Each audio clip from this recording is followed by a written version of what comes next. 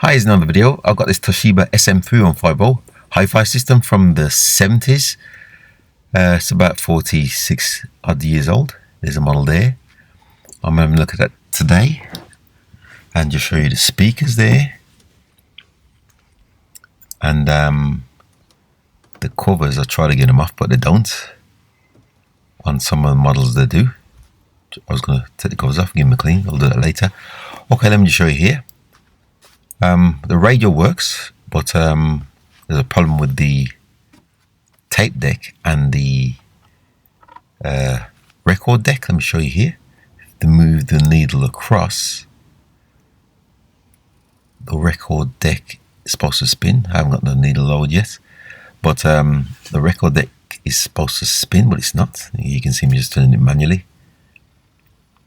So more than likely it's a belt on that, and the tape works, but I'm gonna replace the belt anyway. To show you, I can hear ticking inside, but the tape deck's not moving. So let me just remove the record, John Lennon, and the mats, and then the deck should just lift straight off. Straight away I can see that the belt's melted. Let me just get this turntable off to show you, and you can see here. Let me just get close up. You can see the belt's melted there. After 40 somewhat years, it's melted away, and it's actually stuck to the turntable, as you can see there. So I'm going to have to remove all of that.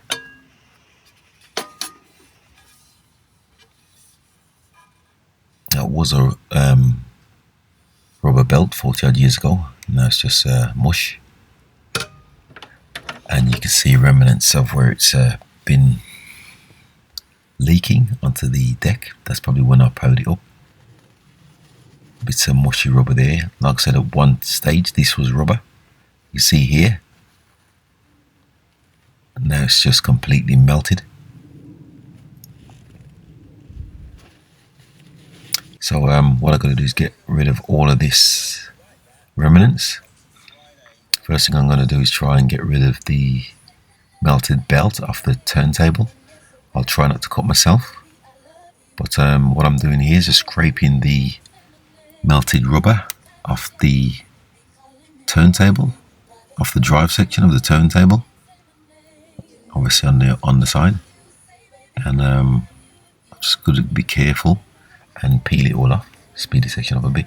Okay, here's a bit of the mush that came off, and let me show you here.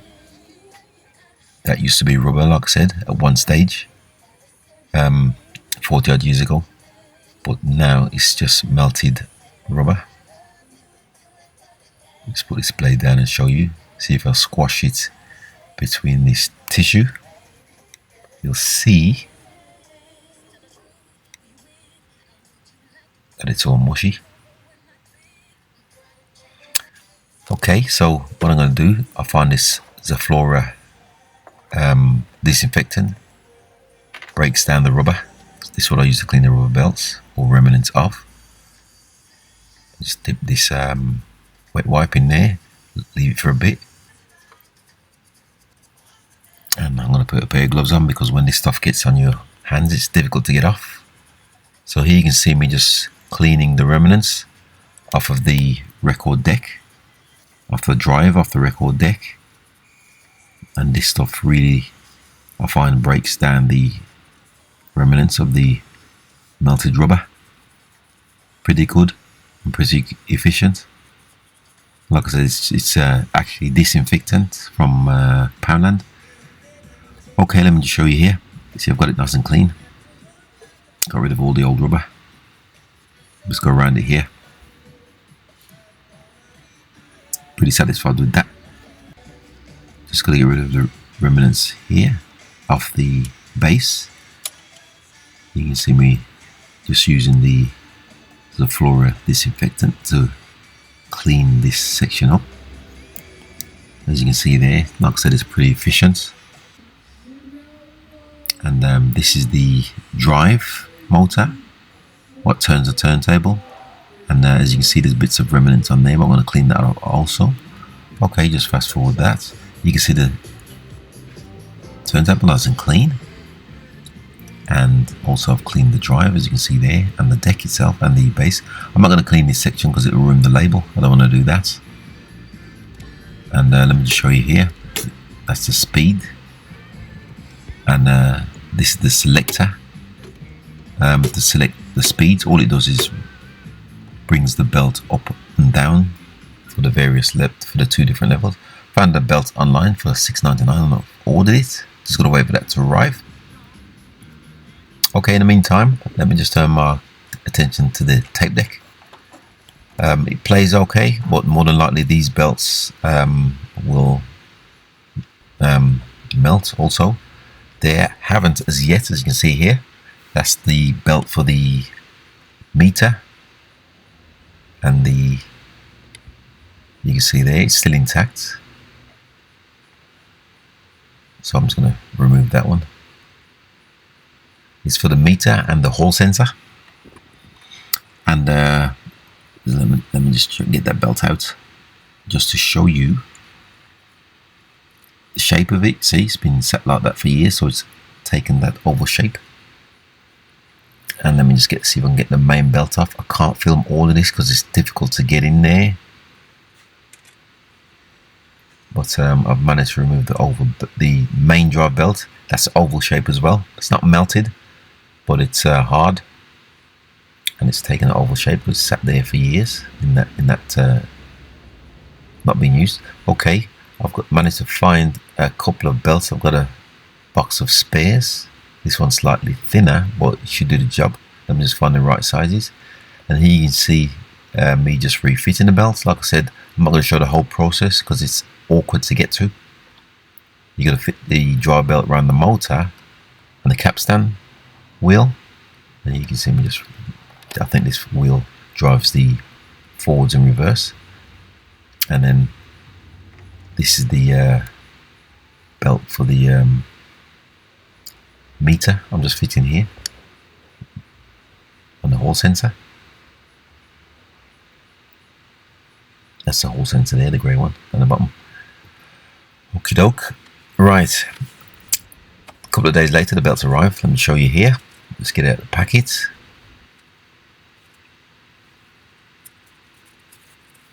The drive belt for the turntable has arrived, as you can see here. So it's just a matter of fitting it onto the turntable, like so. It just fits onto the turntable like so. And like I said, it drives it, obviously. And I'm just making sure it's flat all the way around. It's sitting flush and flat all the way around. And to fit it, you just got to grab it by this hole here, access hole on the turntable, and just hook that around the motor and underneath the speed selector. Hook it around the drive. I'll show you this the best I can. Well, first thing I'm going to do is hook it around the drive motor, sorry, and hook it underneath the speed selector. It just pushes the belt up and down for the two speeds. Let me get the camera in and see if I can give you a closer look. That's the belt fitted there on the drive motor and the selector, in between the selector. Now that that's done, it's just a matter of popping the turntable back onto its spindle like so. So that's the new belt fitted, just got to test it.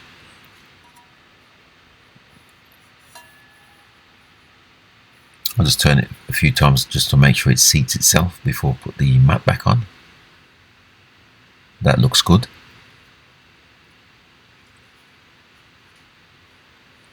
Okay, if I move this arm, which is raised, as you can see, now the turntable is turning, whereas before it wasn't, because obviously the belts had melted away.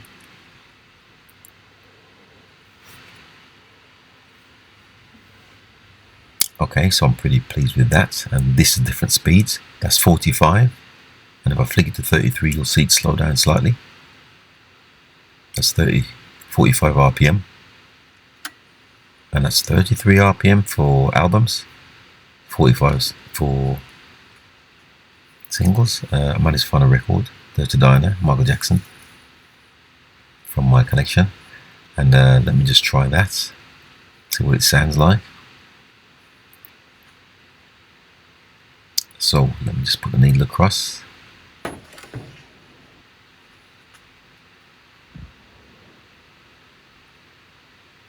And drop the needle down. Like I said, it's 45 album, so single, sorry, wrong speed. So I'll flick it up to 45 RPM. It should sound better, as you can hear there. And I'm actually talking over the music to avoid copyrights. Let me just turn the volume up, and it seems to be playing fine, so I'm pretty happy with that. Okay, so I've got a whole unit back together. I found this Elton John album from £5.75 from Woolworths, and this tape cassette. Let me just show you the radio works, long wave. I'm trying to find channels with no music so I don't get copyrighted. And let me just flick it over to medium wave, see if I can tune that in. With the Spider-Man meme where seems to be working fine also. And then FM. That's FM. Let me just find a decent channel. Try and find some music. But like I said, I've got to talk over it because I don't want to get copyrighted. So that seems to be working fine. Okay, let me put it on the phono I've got and put the album on. And that seems to be working fine, as you can probably hear. The record seems to be playing fine. It's a 33 speed album. Most of them are 33. Some of the singles are speed at 45 RPM, but that seems to be working fine also. Let's pop this needle up, and let me just try the tape cassette. I'll put tape cassette in. I'll just press play, and as you can see there, that's also playing fine. Let me show you the VU meters on the top there, and you can see the counter moving also. So I'm pretty satisfied with that. And like I said, I've got to keep speaking over the music in order so I don't get copyrighted. So yes, I'm pretty satisfied with that. Let me just give you a close-up of the HiFi. You see here, it's got two LED lights for the FM stereo, which do light up. You've got your bass, treble balance, and what's not. So I'm pretty satisfied with that also. Let me just lock the needle and press stop. Okay, thanks for watching once again, and please subscribe.